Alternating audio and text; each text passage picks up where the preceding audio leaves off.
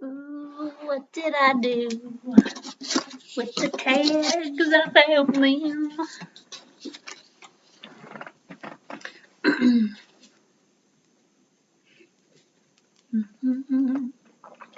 Okay. Hello, everyone, and welcome to Yarn Cave Dyeworks. This is episode 6, 7? I have no idea.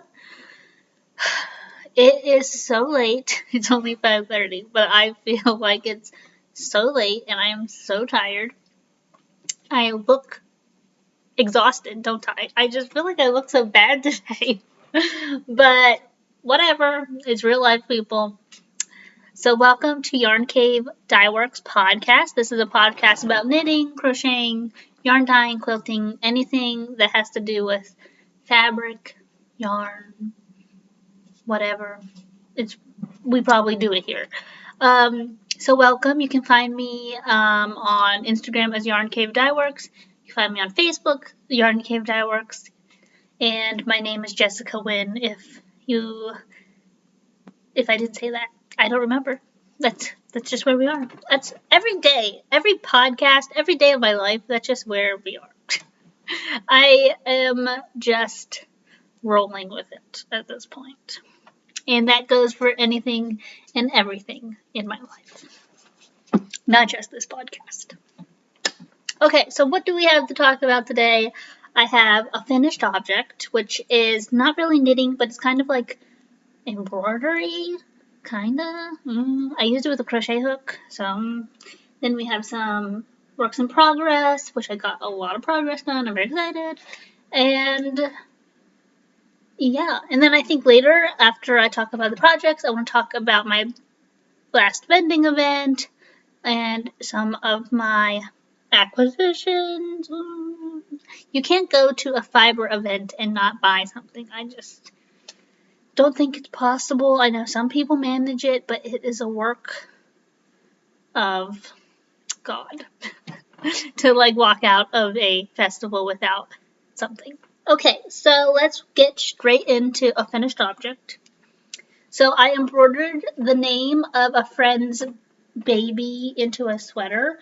They asked me to do it for them. I think it turned out pretty good considering I've never done it before.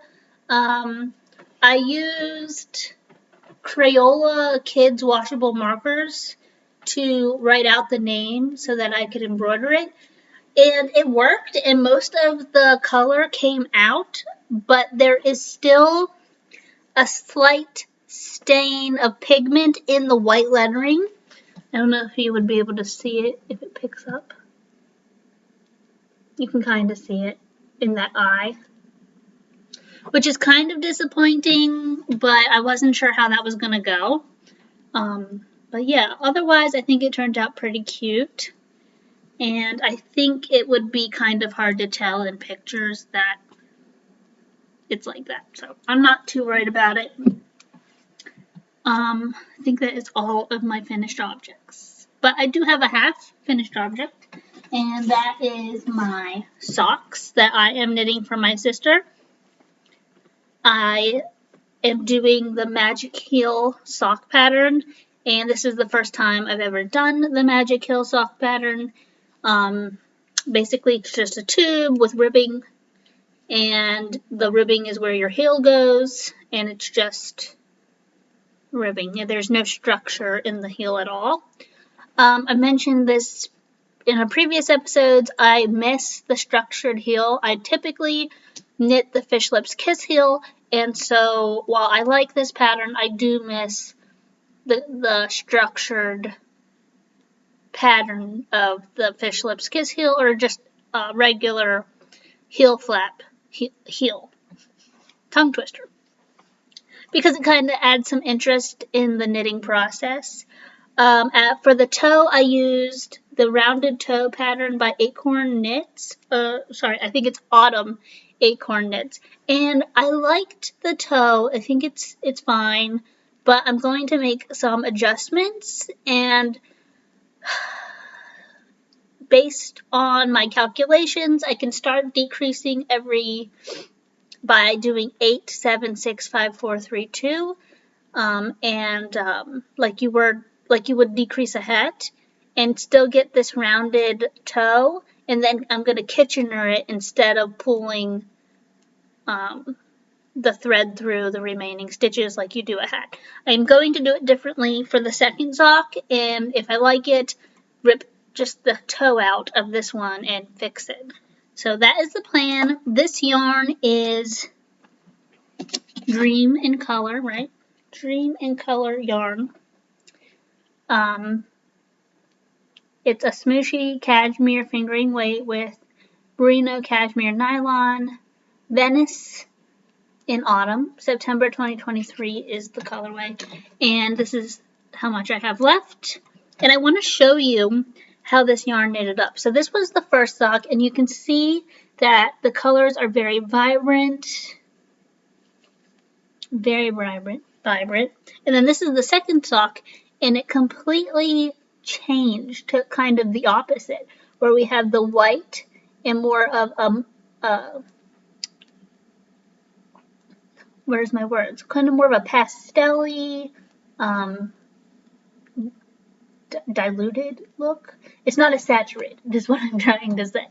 And so yeah, let me compare them side by side. You can clearly see the difference. And you know what? That is okay. And it's okay because it's hand-dyed yarn. It is not always going to be the same because hand-dyed yarn is its own work of art.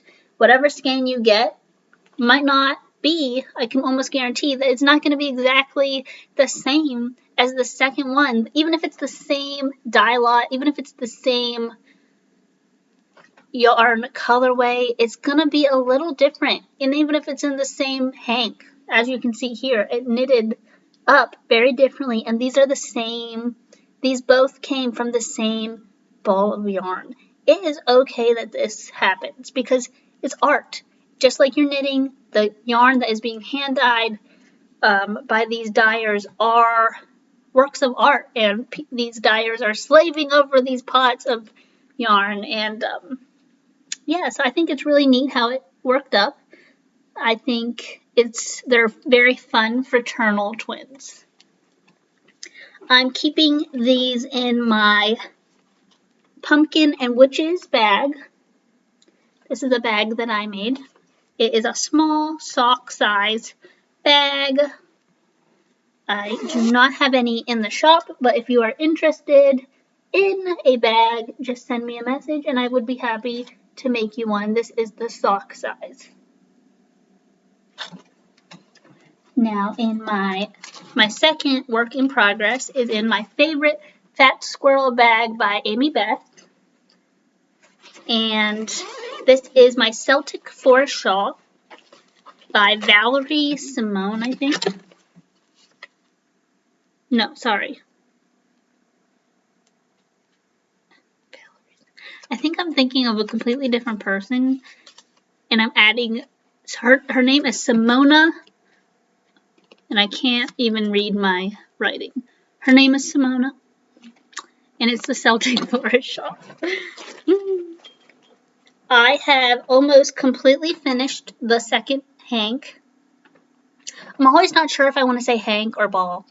What do you guys say? Because I can never decide mid-sentence. So this is the ending of my second ball. I just wound up my third. I haven't attached it yet, obviously, but here it is. It is growing so quickly. And I love this shawl because it uses Aran weight yarn. And you don't have to always knit the fingering weight shawls for it to be beautiful. You can knit these worsted and Aran weight shawls and get the same effect, and it's a lot faster. I want you to see the cables. If I can get it in a good. The camera is opposite. The cables. I think it's just working up so beautifully. And this yarn is by Harvest Earth. What is it? Earth. Hello. I don't have the label.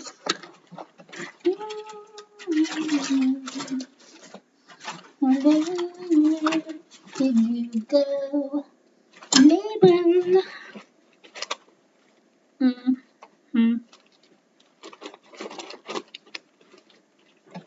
don't know. I think it's Urth, Urth. I have said it in previous podcasts. So if you just go to the one right before this one, the name will be there, and I'll put it in the description box. But yeah, I love how it's working up. I love the blips of brighter orange in the shawl. It's scattered throughout. So it adds kind of a little touch of interest, but it doesn't take away from the cables. And that is really important when you're working on something that is tedious and it requires a lot of effort. You don't want it to be hidden in the yarn. You want it to pop because that is, a lot of work that you're putting into something, and you want people to be able to see it and enjoy it. Let me see here. So yes, that is all of my current projects. I'm really excited to have my socks almost done. The second sock is literally about at the toe. I just have like another 2 inches and then I'll be doing the toe.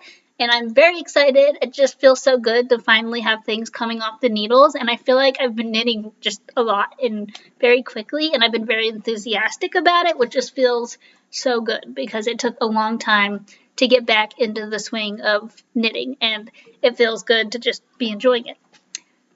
So this past weekend, I went to a vendor event in Leesport, Pennsylvania. I went to the Leesport Farmers Market. It's a small fiber event that has a lot of fiber artists, and I was able to get a spot. I was very thankful and appreciative that they allowed me to come because I kind of I applied later than what I should have, but I didn't know about it. But I was really thankful to get to go, and I met a lot of amazing people, and the ladies there helped me set up my booth.